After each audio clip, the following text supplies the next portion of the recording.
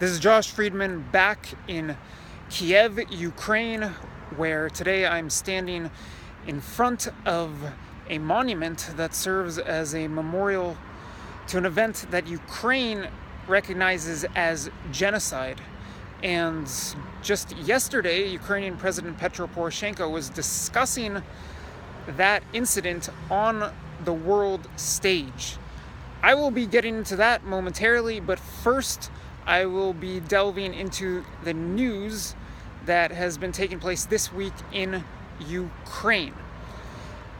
President Poroshenko and opposition leader, I would now say, Mikheil Saakashvili, effectively swapped places this week. No, Poroshenko was not ousted from power, and no, Saakashvili did not rise to power, but Saakashvili did return to Kyiv. He did so on Tuesday, despite his current status as a stateless man.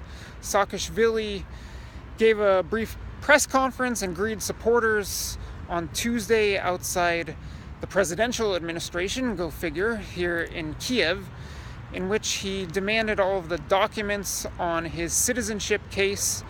Currently, Saakashvili is in the middle of a court case over his alleged illegal crossing of the border, which I've discussed in depth recently. And for those of you who have yet to see the footage, I did briefly speak with Saakashvili last weekend in Ivano-Frankivsk.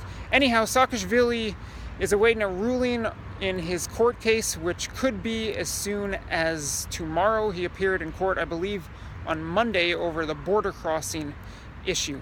Meanwhile, Poroshenko is in the United States, the place where Saakashvili was when Poroshenko abruptly revoked his citizenship. Poroshenko is in the US, where he yesterday spoke at the United Nations General Assembly, and where today he is meeting with US President Donald Trump.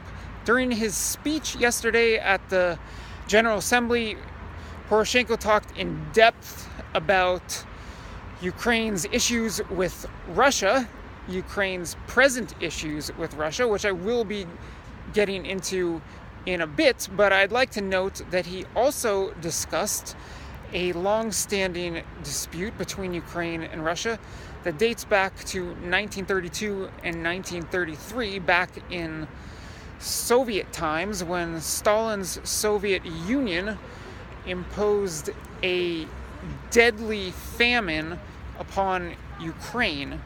That famine is known as the Holodomor, and this memorial that you see behind me is the Holodomor Memorial. Yesterday, during his speech, Poroshenko was arguing for international recognition of the Holodomor as genocide.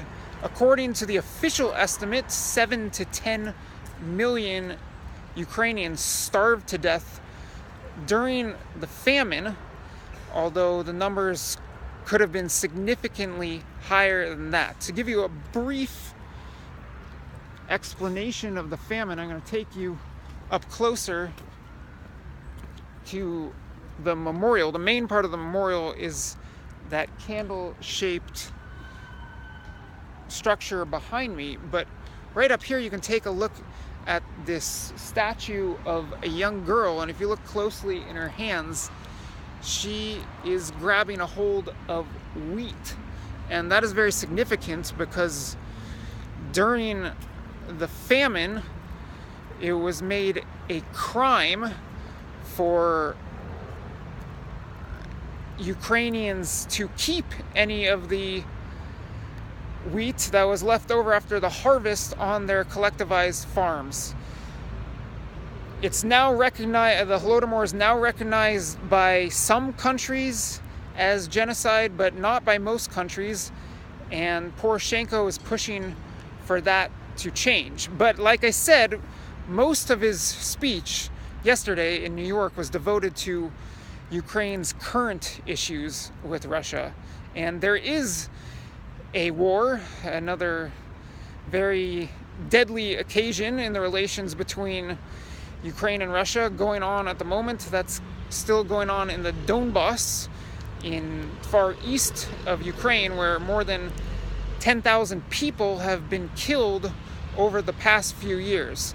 Like I discussed a week ago, Russian President Vladimir Putin has recently been calling for UN peacekeepers to come out to the Donbass. Well, during Poroshenko's speech yesterday, he rejected Putin's proposal, which he basically labeled as an attempt by Russia to recognize its illegitimate proxies in Donbass, as in the separatist government there, and to basically establish a perpetual frozen conflict. Those were Poroshenko's words. Poroshenko rejected Putin's UN peacekeepers proposal, but Poroshenko is in favor of UN peacekeepers coming out to the area. He just wants them to extend their mission across the entire conflict zone, including the Russian-Ukrainian border, and that's because he does not want any more weapons crossing into Ukraine from Russia, and he wants Ukraine to regain control over its border. So this continues to be a core issue at the heart of the peace talks, if you can even call them that, between Russia, Ukraine, and several countries in the West. There have been numerous ceasefires, numerous peace talks over the past few years, and they really have not resulted in any peace. Now, on what you could say the flip side is Poroshenko is gunning to get U.S. weapons to his troops fighting in the Donbass, and he is discussing that with U.S. President Trump, possibly at this very moment. It's been a debate in Washington for the past few years whether or not to give lethal weapons, as they are called, to Ukraine. The Obama administration refused to do so, and now with the Trump administration in power that is supposedly friendly to Russia, there is actually an increased chance that those weapons will get delivered. Earlier this week, Poroshenko posted on Facebook that the U.S. Senate just approved something like $500 million of defense and security aid to Ukraine, including lethal weapons. Now, that is by no means confirmed, and Trump is likely not as hot on the idea as some of his advisors are, and this is undoubtedly being discussed between the two presidents in Washington today. Now, what did happen was an annual U.S. military appropriations bill called the National Defense Authorization Act. That passed the U.S. Senate, is yet to fully pass the Congress, and it is yet to go to President Trump's desk. And I briefly read over it, and I don't think it states in there whether or not lethal weapons are to be given to Ukraine. And for that matter, it really doesn't matter, because that's going to get hashed out between Poroshenko, Trump, and Trump's advisors, and it's ultimately got to get his approval, not just the approval of Congress, which is much more hawkish toward Russia than Trump is. So war basically rages on in the East. There seems to be peace talks that are a road to nowhere. Maybe you could say there's talk of ramping up the war, considering that Poroshenko is in Washington with Trump talking about these weapons, and Russia is very much opposed to that.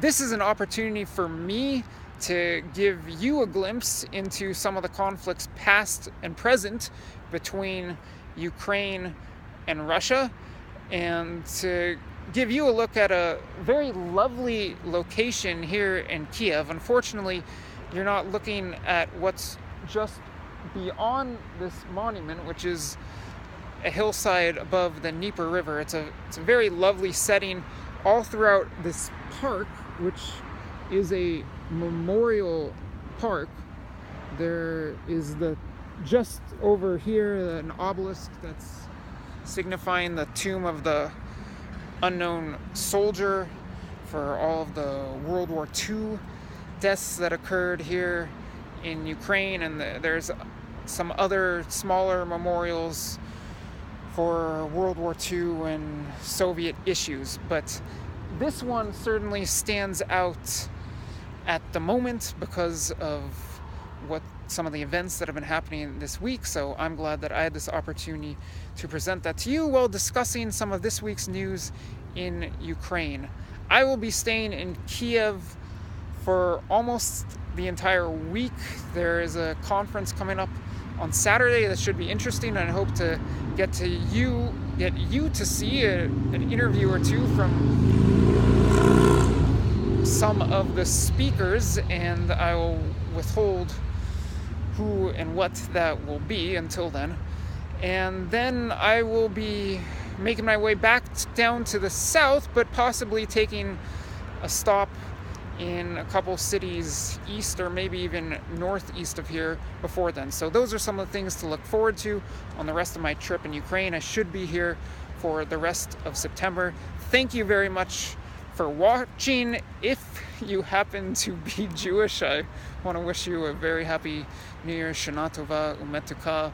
This probably isn't the optimal time for me to be filming this video or even talking about famine. Maybe that should be reserved for a few days later, but for all the Jews out there, Shana Tova. I hope it is a very fruitful, happy, healthy New Year. If you enjoyed this video, please leave it a like on YouTube and subscribe to the channel. Thanks again for watching, and goodbye from Kiev.